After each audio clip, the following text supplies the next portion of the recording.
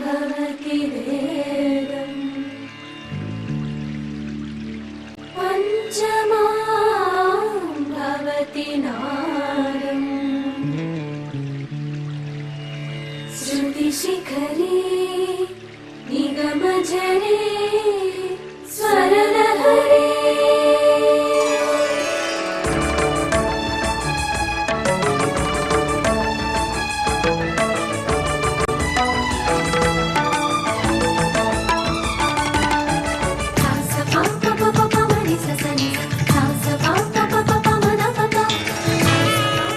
ఆమనిలో తొలి వసంతమై అజ్ఞానాన ఉషస్సు అయి తాను నిర్మించిన గుడి వంటి బడిలో పలక బలపం ప్రశ్న బదులు అన్నీ తానే అయి అవమానాలెన్నెదురైన ఆభరణాలుగా మలిచి చీత్కారాలను సైతం సత్కారాలుగా మార్చి సందేహాలకు తానొక సందేశమయ్యాడు. అట్టి అసమాన ధీశాలి శ్రమజీవి కార్యదక్షుడు విద్యార్థుల పాలిట కల్పతరువు మాననీయుడు మార్గదర్శి మనందరివాడు.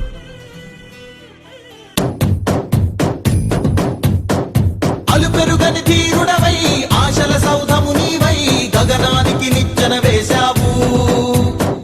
చదువుల తల్లిని కొలిచి విజయ సాయి నెలకొల్పి స్ఫూర్తిదాతవై నిలిచావు.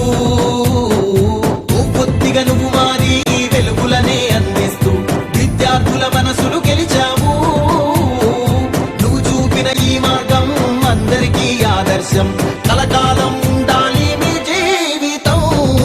అలుపెరుగని ధీరుడవై ఆశల సౌధము నీవై గగనానికి నిచ్చెన వేశావు.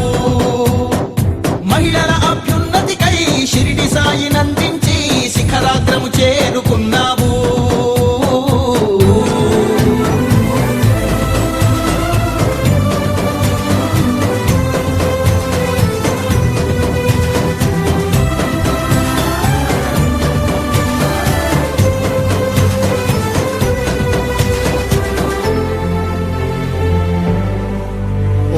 రంగావజ్జుల వారి లక్ష్మమ్మ రామయ్యలకు కాజీపాలెంలోనా ఓ శివ ఆశీర్వాదాన కామశాస్త్రి రూపాన వేగు చుక్కమైనవయ్యా. కృష్ణం రాజు గారి శిక్షణలో శాస్త్రి గారి వీక్షణలో చదువులలో ఎదిగావా. విద్యాలయ స్థాపకుడై వాగ్దేవికి వారసుడై లోకాన్నే గెలిచావయ్యా.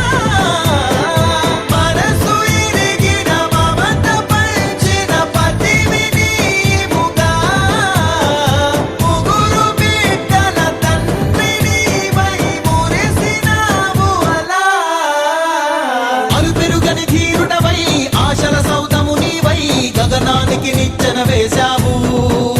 ఓ చదువుల తల్లిని కొలచి విజయ సాయి నెలకొల్పి స్ఫూర్తిదాతపై నిలిచావు.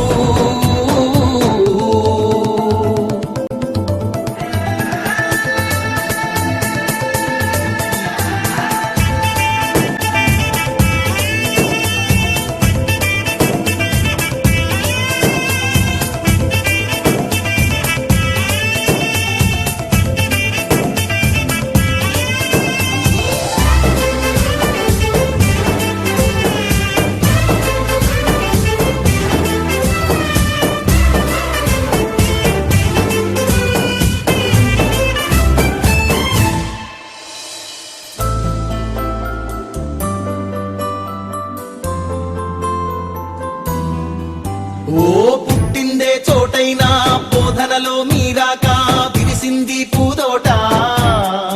ఓ నువ్వు నేర్పిన పాఠాలే గణితంలో గమకాలై పలికింది ప్రతి నోట. సంభావ్యత సరళంగా సందేశం విపులంగా క్రమశిక్షణ నిండేలా.